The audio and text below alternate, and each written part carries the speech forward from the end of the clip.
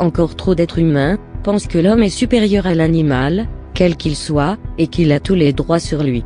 C'est parce que l'homme base le degré d'intelligence et de conscience d'un animal sur sa capacité à parler ou à créer des outils, comme l'a fait l'homme.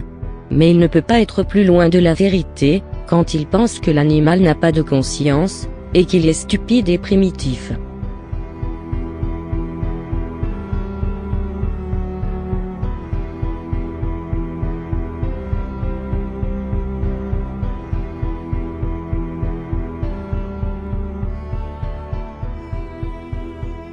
La plupart des humains naissent avec un amour naturel pour les animaux. La haine ou empathie ne sont pas naturelles ou innées chez l'homme, elles se développent ou s'apprennent. Plus on grandit, plus on s'aperçoit que la violence envers les animaux est banalisée. On apprend à se déconnecter de l'animal, et à s'en désensibiliser. On apprend à tout de suite faire la part des choses, entre les animaux que l'on doit chérir comme les animaux de compagnie, et ceux desquels on doit totalement se détacher émotionnellement comme les animaux que l'on consomme, sachant que ces règles varient d'un pays à l'autre.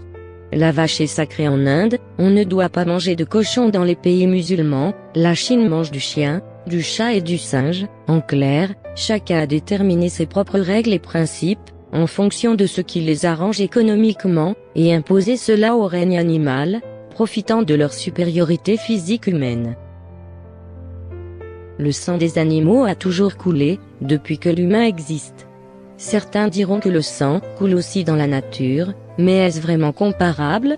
Est-ce qu'une seule espèce animale est responsable de plusieurs centaines de milliards de morts d'autres espèces par an?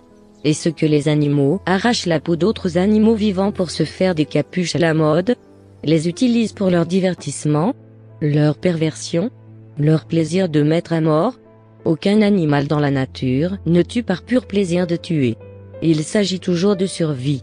Si l'animal n'est pas en cas de survie, il ne tuera pas.